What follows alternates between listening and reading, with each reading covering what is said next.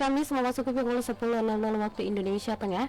Kita beralih pada program Bincang Kolbu dan tentunya selalu bersama dengan Ustaz Furqan Mawardi MPI selaku Mubalik dan Wakil Rektor Universitas Muhammadiyah Mamuju.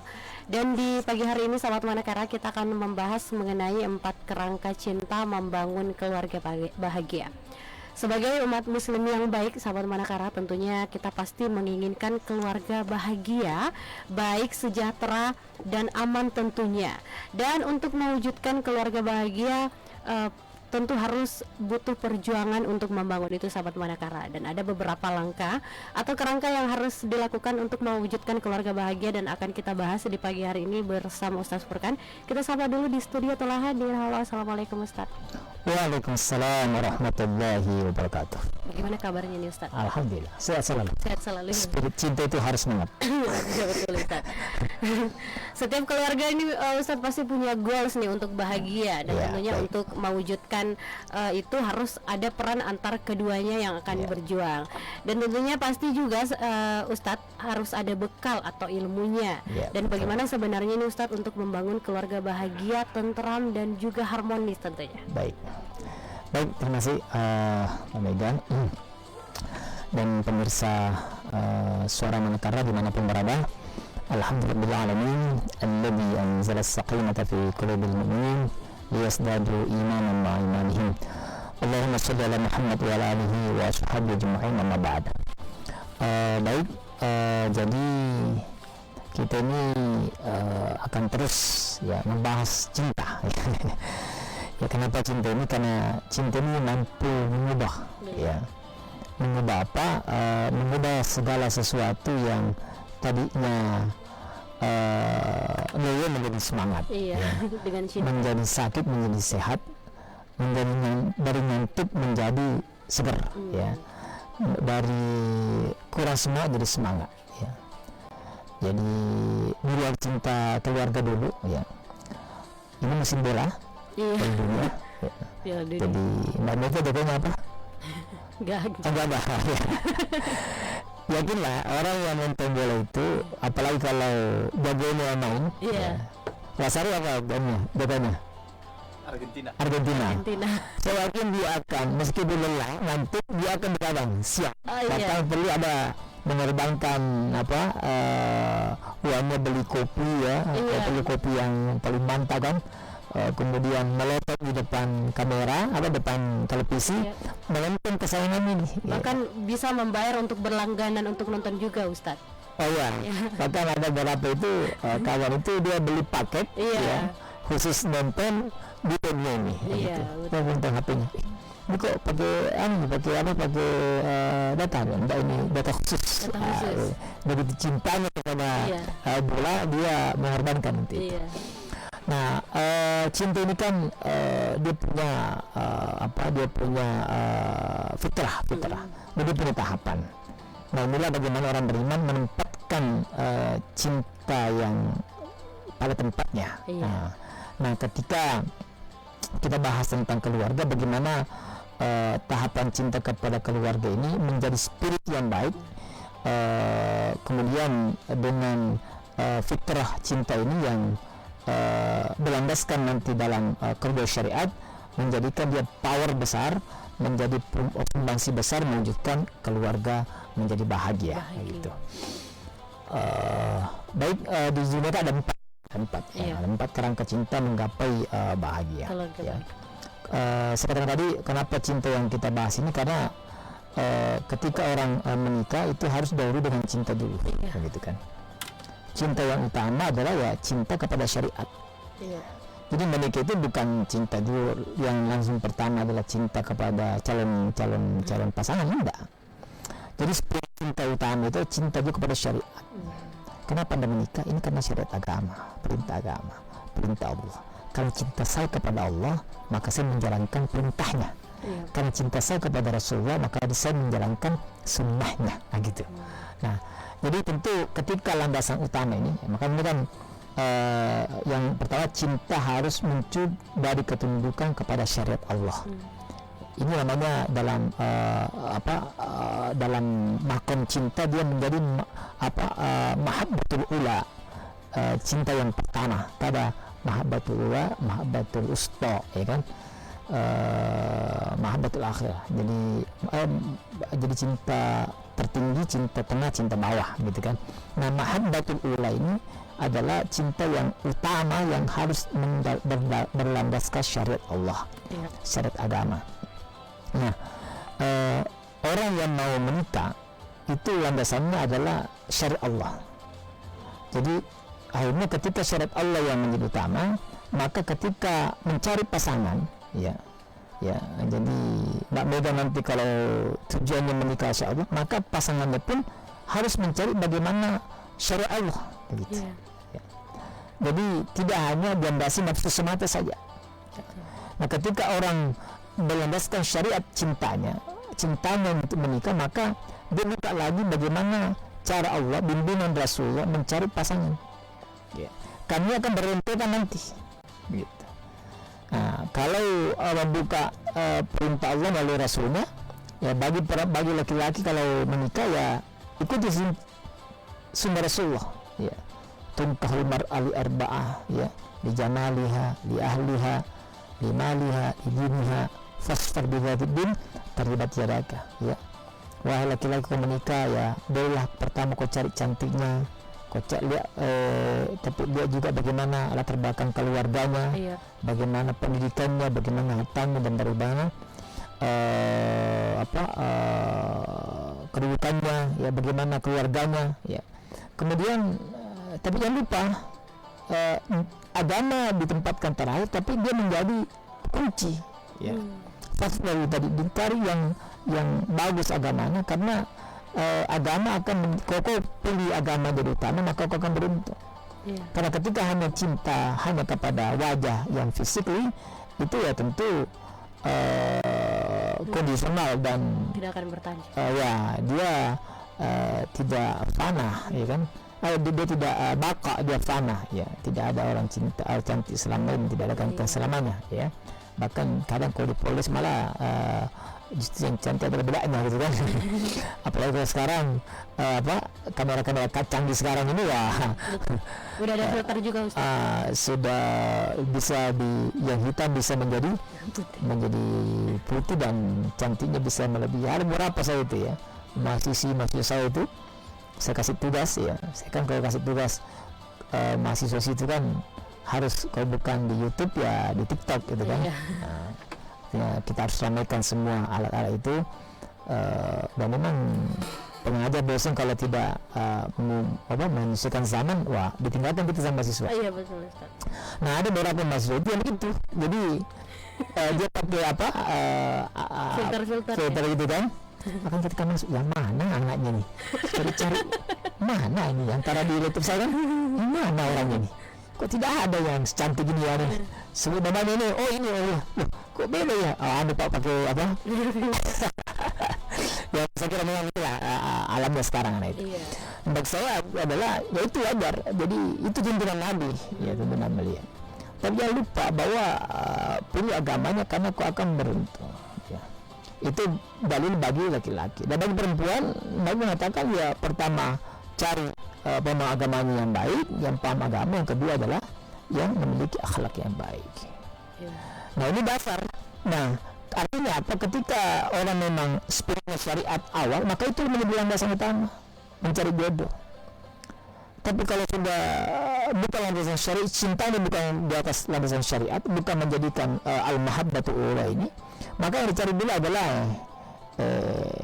satu, jamil dulu dia sah atau tidak, yang penting bagaimana, ya kan, sarjana apa, ya kan, berapa penghasilannya. Wah, ini sudah materialistik ini. Jadi tidak lagi landasan, tidak, cintanya bukan lagi landasan syariat, tapi landasannya materi, ya gitu. Apa pekerjaannya, berapa kemampuannya, memperolehnya, yang gitu. Banyak yang tapi tidak salat, ya kan, pantun itu salat di belakang tempi. Nah, ini tentu tidak menjadikan syariat di atas, kan gitu. Jadi syariat Allah dijadikan belakangan, sementara perintah Nabi itu tadi, cari dulu agamanya, cari yang terbaik dulu, pemahamannya yang bagus, akhlaknya. dia Pak suka keluar malam memang, jam bisa nasihati nanti itu ya. Yang penting ada berbeda, ya kan? Penestomi, ini beri begini. Akhirnya dia materi yang utama, sehingga nanti rentetannya nanti akan berdampak. Jadi orang yang menjadikan landasan syariat utama, maka proses sebelum menikah pun dia sudah mengikuti itu. Nah, masuk lagi pintu pernikahan.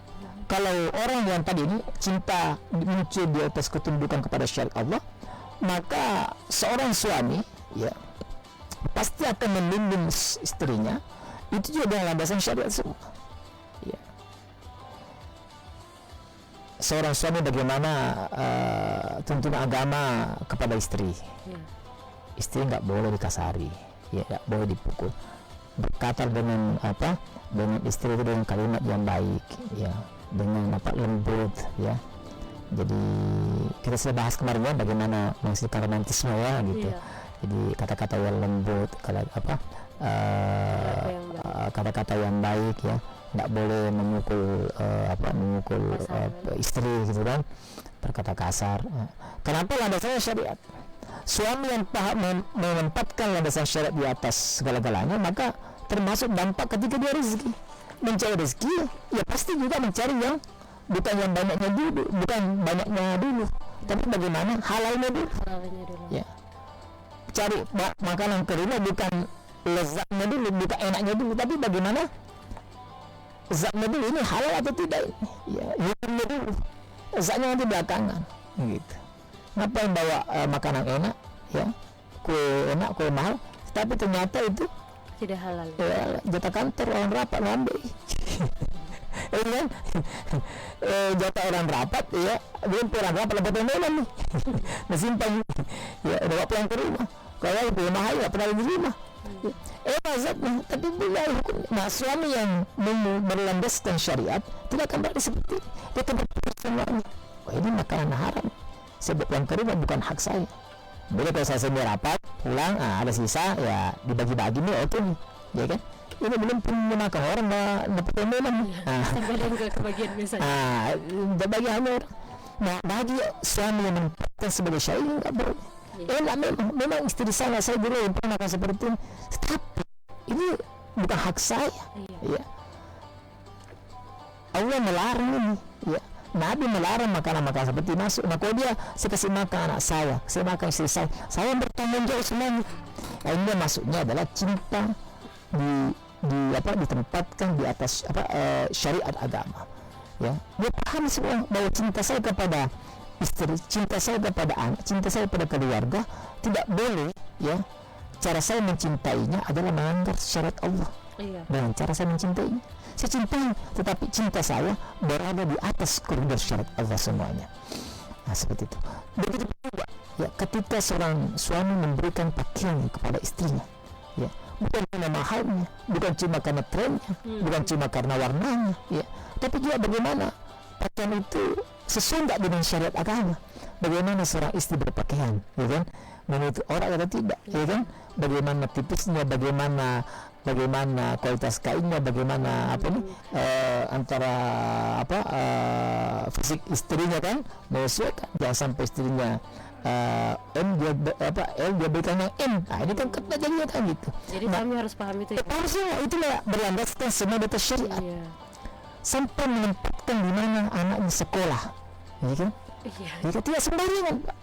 Jadi harus betul-betul ada ilmunya, ya. Betul-betul. Cinta saya kepada anak bukan cuma karena dia mau di sekolah mana terkenal, kemudian di sana mentor, di sana elit, tapi bagaimana apakah sekolah itu memang menjadikan anak saya jadi soleh, apakah menjadikan anak saya itu nanti berguna untuk diri saya dan dia akan menjadi warisan terbaik untuk saya nanti. Nah, inilah namanya al-mahabbatul ula, cinta pertama, yakni menempatkan cinta Allah di atas segala-galanya. Nah, terkadang seorang suami atau kita bapak rumah tangga itu terkalahkan cinta kita oleh keinginan, oleh nafsu. Ini keliru. Itu artinya menempatkan syariat Allah di bawah. Kalau orang menempatkan menempatkan syariat Allah di bawah, berarti ini sudah melawan Tuhan ceritanya ini, ya. Sementara kita selalu takbir, berapa kali takbir kita dalam salat itu? Allahu Akbar. Akbar itu kan paling besar. Kabirin itu Mbak Mega artinya besar. Tapi dalam bahasa Arabnya kalau orang awam manggil bukan kabir tapi akbar. Akbar itu namanya ismun tabdil dalam bahasa Arab, comparative degree ya. Kabir itu besar, akbar paling besar. Kita mengatakan Allah yang maha besar artinya apa? Kita semua kecil ini. Termasuk cinta kita ini kecil. Harus dibawa cinta kita kepada Allah. Termasuk cinta kita kepada keluarga. Cinta kita kepada keluarga harus dibawa cinta kita kepada Allah.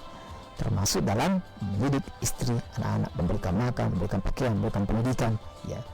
Termasuk istri itu ya tidak hanya boleh dia mau kemana, ya, kita punya tanggung jawab seorang istri. Nah, begitu juga seorang ibu kepada anaknya, seorang istri kepada suaminya.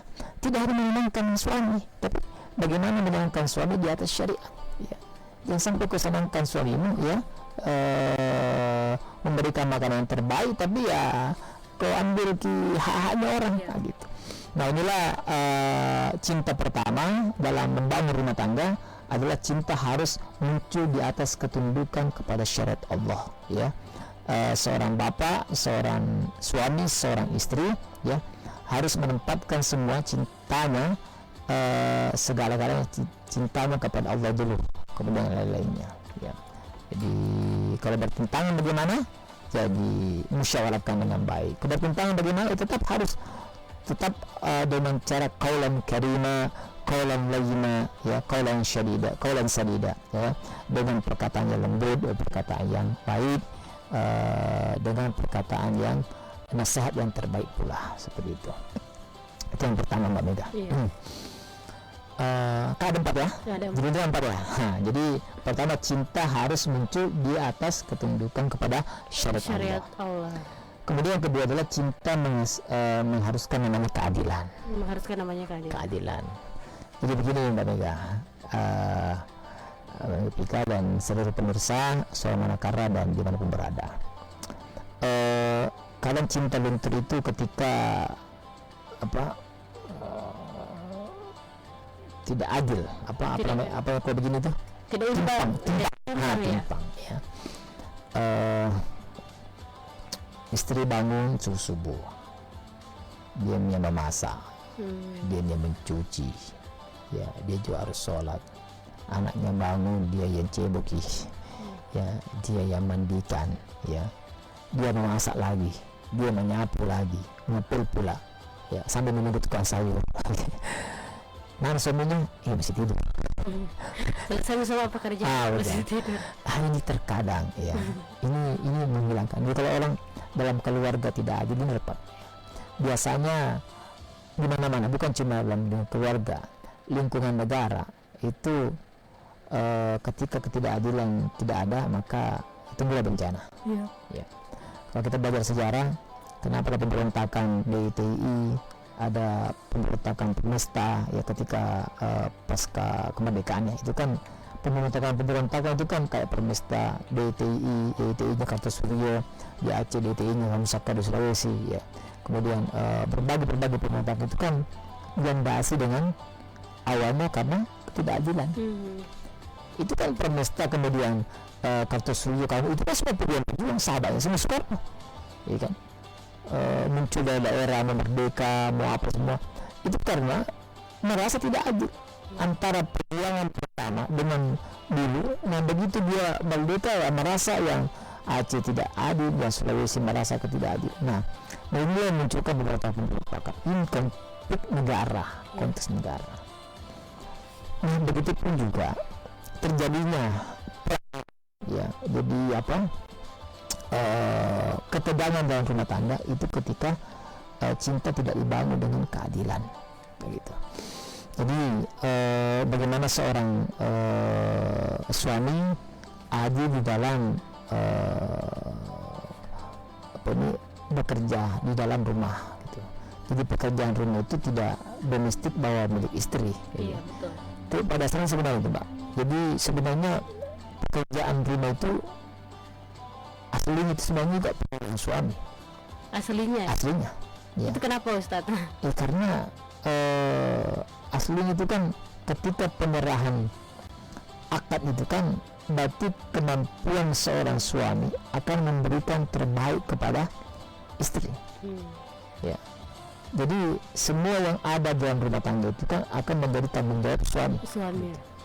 Jadi ketika suami istri lelah gara-gara bersihkan rumah, itu kan berarti suami yang berdosa. Begitu ya? Ya. Jadi salah besar bahwa ketika di masyarakat kita suami itu hanya tugasnya cari uang saja. Ya. Jadi membersihkan rumah, menyapu, kemudian mencuci, sebenarnya itu bukan kerja domestik untuk istri saja. Itu tanggung jawab suami. Ya. Jadi kalau ada istri berkerut tangan dalam mencuci, itu suami yang berdosa itu. Tugas suami adalah memberikan tangan istri, gitu, ya kan? Ya ketika dia mesin cuci, ya belikan mesin cuci, gitu. Jadi tugas suami adalah bagaimana istri itu selalu awet muda, gitu. Ya, jadi karena ketika saya belajar dulu tentang keluarga seperti itu, karena aspek utama ketika seorang suami menjaga istrinya dengan baik, itu akan berdampak dia, ya kan? Ini kalau istrinya terus cantik, bagaimana mau cantik istrinya kalau napasnya terus kerja rumus, gitu, ya? Dari mulai bangun sampai tidur lagi semua kerja. Nah, jadi aspek keadilan ini adalah termasuk kepada anak-anak. Ini adil tidak harus sama ya. Iya. Ingat, adil tidak harus sama. Ya tentu sesuai porsinya. Ya. Sesuai porsinya.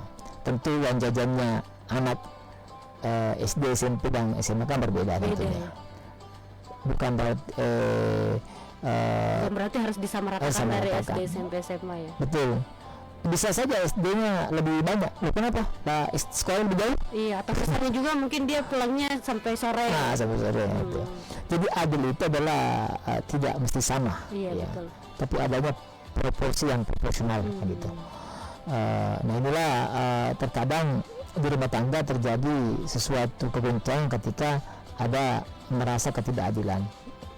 Yang tadi, jadi kerja-kerja domestik merasa. Nah, ini kalau terus terjadi seperti ini, itu akan menjadi cinta itu merasa tersisih, karena kalau tidak ada keadilan biasanya menuntut ya Ustaz ya. Iya, mereka. Jadi kadang kalau merasa istri tidak lagi merasa dipandang atau suami tidak lagi merasa dipedulikan, gitu kan. Nah, itulah mulailah cinta mulai tergerus. Bahkan biasa yang mengalami juga ini kadang-kadang anak-anak yang memiliki saudara banyak biasanya seperti itu juga Ustadz, merasa kayak tidak adil, akhirnya itu juga yang menjadi dia melepaskan luar. Iya. Nah, itu yang terjadi. Jadi terutama cinta ya. Jadi istri suami ketika merasa tidak adil, ini tidak dipedulikan, itu kan tergerus. Itu kita nanti bahas ketika cinta sudah tidak di rumah tangga, gitu kan. Jadi mulai tergerus, maka ya suami pulang ke rumah tidak lagi ngelus-ngelus istrinya, ngelus anaknya, akhirnya dia sudah nyaman dengan pekerjaan terus, apa yang terus, istri pun begitu juga merasa nyaman, akhirnya tergerus cintanya karena sudah tidak ada lagi kenakan, justru dia dengan sendiriannya, apalagi di tengah kesendiriannya hadir lagi orang lain, itu. Jadi, dan yang lebih bisa memberi keadilan, memberi kenyamanan, gitu ya, dan memenuhi ruang-ruang kesendiriannya, gitu. Dan paling mengerti juga ya. Itu yang kejadian. Banyak sekali, ya banyak sekali. Jadi saya menemukan fakta itu banyak sekali yang seperti itu. Jadi dan sampai ke tahap cerai itu banyak itu. Tapi kalau sampai hal terjadi itu bagaimana itu Ustaz? Apakah memang harus mengkomunikasikan ulang? Dengar tidak? Iya. Jadi cinta mengharuskan keterbukaan dan musyawarah. Kita bisa bahas nanti setelah segmen selanjutnya. Sahabat Manakara, jangan kemana-mana, stay tune terus di 95,2 Ras FM The Spirit of.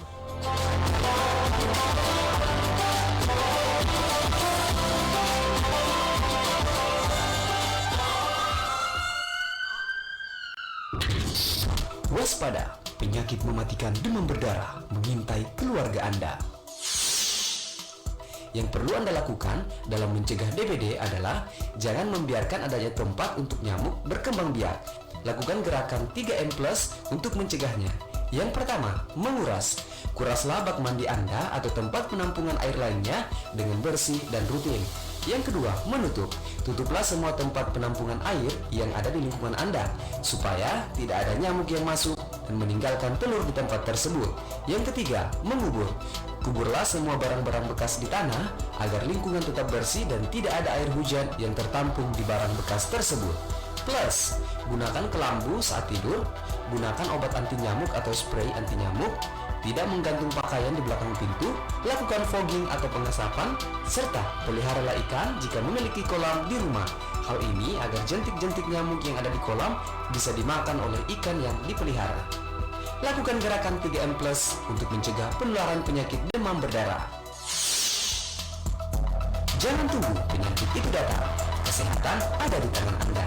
Iklan layanan masyarakat ini dipersembahkan oleh Ras FM, The Spirit of Mamuju.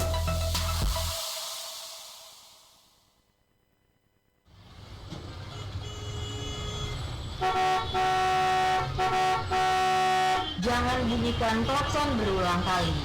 Kenapa itu? Tidak dibenarkan menggunakan klakson untuk menunjukkan kondisi emosional pengendara. Klakson bukan sebagai alat untuk mengganggu pengguna jalan lain. Ada aturannya kah? Telah diatur dalam pasal 39 Peraturan Pemerintah Nomor 55 Tahun 2012 tentang kendaraan. Klaksonnya itu harus mengeluarkan bunyi dan dapat digunakan tanpa mengganggu konsentrasi pengemudi lain. Oh, jadi klakson itu sebagai pengingat bagi pengendara di jalan nih. Betul sekali. Ingat, gunakan klakson dengan bijak. Ingat selalu untuk tidak membunyikan klakson pada area tertentu yang bebas dari berbagai suara, seperti rumah ibadah, rumah sakit, sekolah dan lingkungan untuk sedang dirundung duka.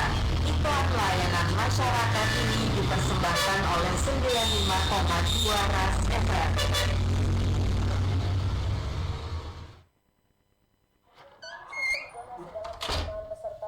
Opa, mau ke mana? Mau ke jemput anak di sekolah, Bu? Kenapa pengen tidak pakai helm, Ki? Kadekat Ji, Bu. Mau dekat, mau jauh, tetap Ki harus pakai helm, Pak. Keselamatan itu utama. Apalagi mau Ki jemput anak tak, harus Ki lengkap alat berkendara tak. Ya baik, Bu deh. Seperti itu magi kayak iklan-iklan di radio yang biasa ku dengar. Kalau iklan seperti ini, Pak. Gunakan helm berstandar Indonesia untuk pengemudi sepeda motor. Ini telah diatur dalam Undang-Undang Nomor 22 Tahun 2009 tentang lalu lintas dan angkutan jalan, yaitu setiap kendaraan bermotor yang dioperasikan di jalan wajib dilengkapi dengan perlengkapan kendaraan bermotor. Perlengkapan tersebut berupa helm berstandar nasional Indonesia. Mari jadi pengendara yang bijak, keselamatan berkendara Anda ada di tangan kita. Iklan layanan masyarakat ini dipersembahkan oleh 95,2 Ras FM, The Spirit of Mamuju.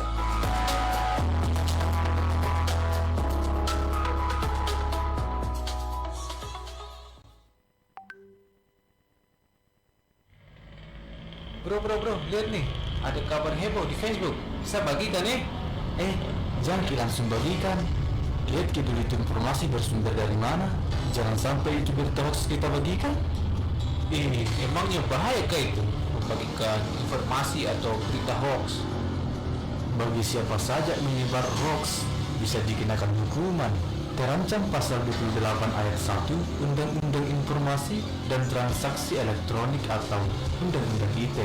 Berdasarkan pasal 45A ayat 1 nomor 19 tahun 2016, yaitu dipidana ke penjara paling lama 6 tahun atau didenda juga paling banyak 1 miliar. Itu bagi orang-orang yang sengaja menyebarkan berita bohong atau hoax.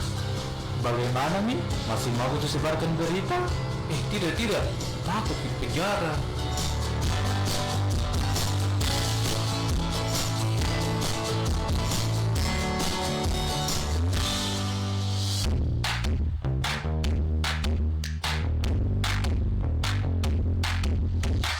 Hati-hati menyebarkan berita atau informasi di media sosial.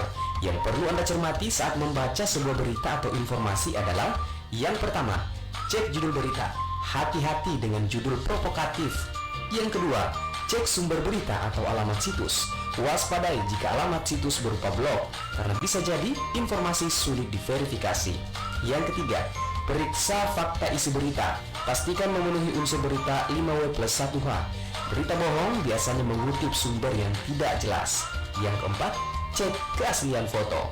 Mari kita bersama-sama melawan hoaks. Iklan layanan masyarakat ini dipersembahkan oleh pemerintah Kabupaten Mamuju bersama Dinas Kominfo dan Persandian Kabupaten Mamuju dan Radio Suara Manakara 95,2 FM.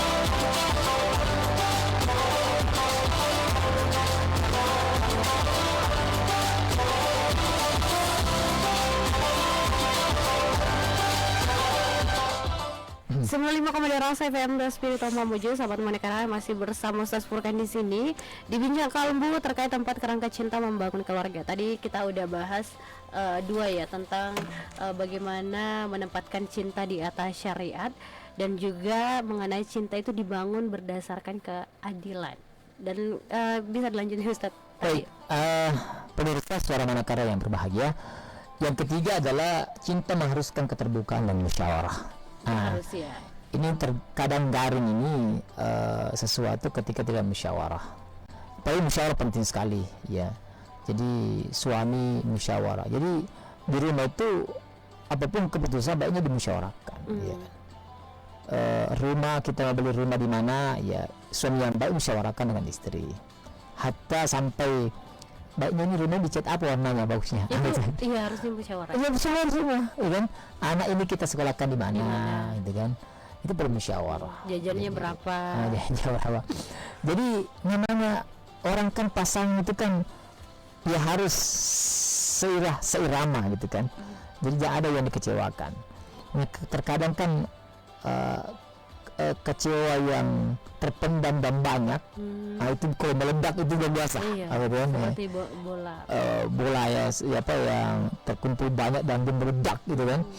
Jadi kalau sekali, tapi kalau kecewaan yang tidak pernah dimusyawarahkan, kemudian terkumpul dan dia meledak, itu kan ledakan luar biasa. Iya, nah, wasyawirhum billati ihsan, itu perlu ada musyawarah.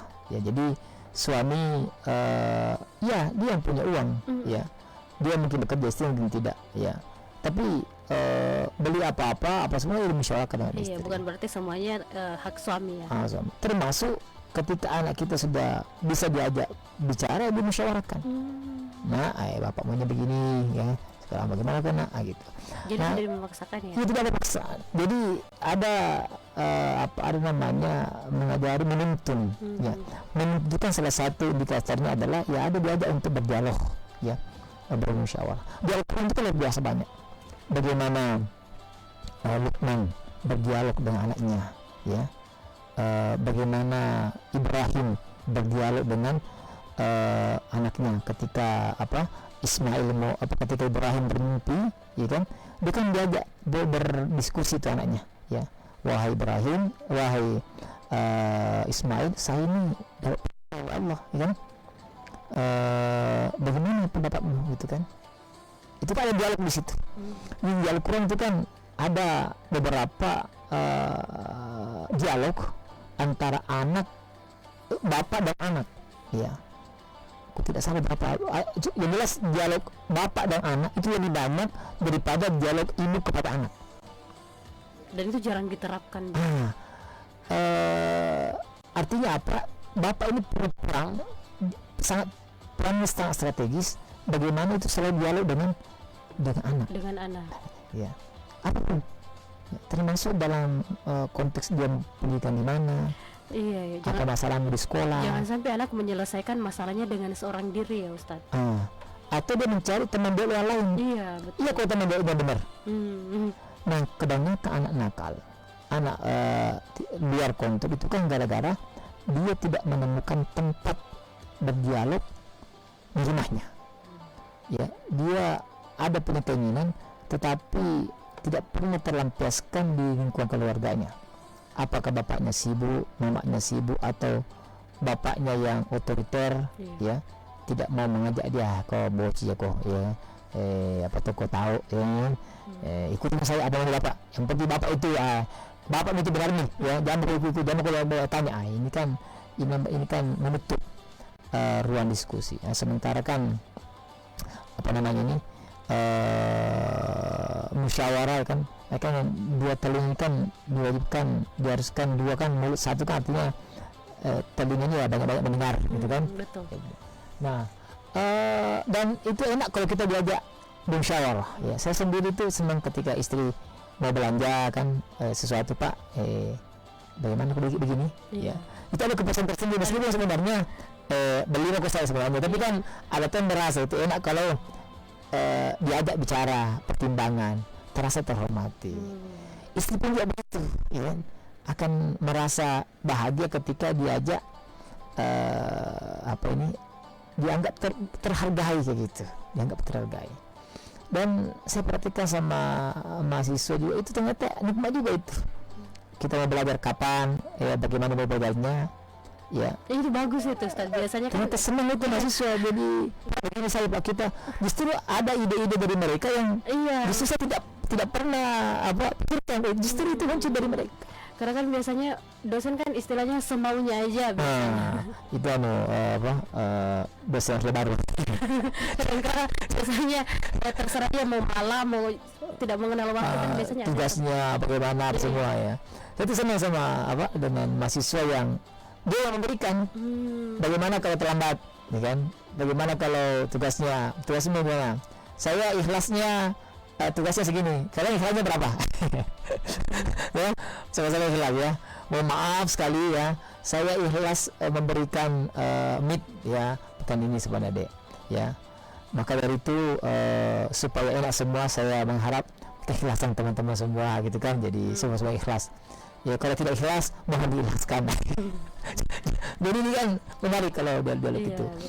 Dan mereka merasa terhargai, gitu. Iya, betul. Nah, anak pun juga begitu, anak kita, istri kita, pasangan kita, itu akan, ini kan kita pasangan, bukan. Jadi istri atau suami itu kan bukan lawan, tapi partner. Makanya pasangan. Artinya pasangan itu kan, namanya sesuatu pasangan itu kan, ketika tidak ada satu pasang, rancu. Sepatu betul. Kita kan pasangan. Meskipun bagaimana bagusnya ini sepatu yang ini, tapi kalau dia cuma kanan, dia nggak bisa dipakai. Itu tadi musyawarah ya, Ya, Ustaz. jadi mengharuskan adam terbuka. Bagaimana mengenai keterbukaannya, Ustaz? Kalau misalnya zaman-zaman sekarang kan ada istilah media sosial ya. Ya. Apakah memang pasangan itu perlu mengetahui misalnya password masing-masing atau mungkin kunci HP masing-masing? Karena kan ada yang biasa beranggapan bahwa itu privasi juga kadang-kadang harus dijaga. Oke, baik. Ini maksudnya keterbukaan di sini adalah terbuka dalam berdiskusi ya. Kemudian mengenai istri yang hak privasi suami ya tentu tidak ada apa nih nanti di keempat, maksudnya masuk keempat ini ya, karena nanti keempat itu kan cinta memerlukan kepercayaan dan kesetiaan. Iya betul itu, Ustaz. Jadi terkait mengenai dompet dan mengenai HP-nya itu kan kepercayaan. Iya, kunci Ya, HP jadi dan cinta itu kan harus dibalas kepercayaan. Ya. Mungkin masuk sampai waktunya nanti. Jadi ini 4 hal ini tidak bisa berpisah, ya kan? Jadi ketika keterbukaan, apakah terbukanya? Enggak. Dibangun keterbukaan itu dibangun di atas namanya kepercayaan. Ya. Ketika sudah menikah, HP-mu itu HP-nya, masa kau tidak percaya pada suami? Ya. Tiap pulang tidur kau harus periksa satu-satu, siapa yang jemput, siapa yang telepon, siapa yang berarti itu tidak percaya. Cinta itu dibangun dengan kepercayaan, ya. Begitu, ya. Cinta harus dibangun dengan kesetiaan. Jadi kalau curiga terus dengan pasangan, susah, itu tidak terlambat itu. ya, Ya. kayak misalnya media sosial tukaran akun misalnya itu juga tidak selalu harus ya, Ustaz. Tidak selalu harus, karena begini, tidak harus selalu terbuka tiba-tiba telepon istrinya di kantor. Di mana gua Pak? Di kantor kan ini. Betul di kantor. Coba yang ini pedagogi. Siapa bahkan tak siap sambil tak. Wah ini. Kayaknya udah menggunakan psikologi. Ini sudah tidak setia ini. Tidak percaya. Jadi cinta sudah kepercayaan dan psikologinya itu laki-laki itu tidak senang begitu kan? Ya. Dikekang ya, Ustaz. Bukan begitu. Jadi bawaannya seorang suami itu nggak, justru tidak nyaman ketika dibegitukan sama istri. Beda istri, kalau istri nggak dibegitukan katanya nggak perhatian. Nggak perhatian. Jadi ada beda. Karena memang makanya tugasnya istri juga sampai di situ. Iya. Tugas istri itu adalah mendoakan. Karena doa istri itu luar biasa itu. Cepat bisa jadi.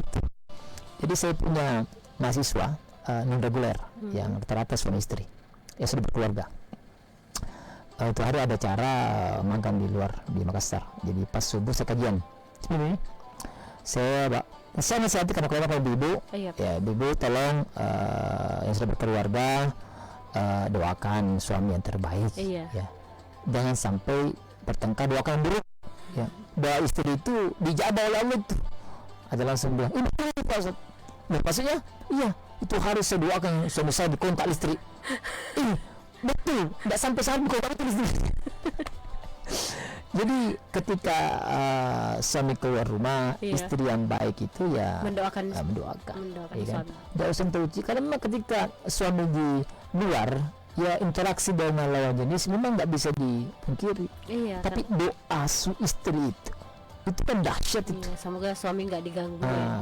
Doa istri itu kan, makanya kan ketika berangkat idealnya seorang suami adalah istri mencium tangan suami dan suami mencium kening istri.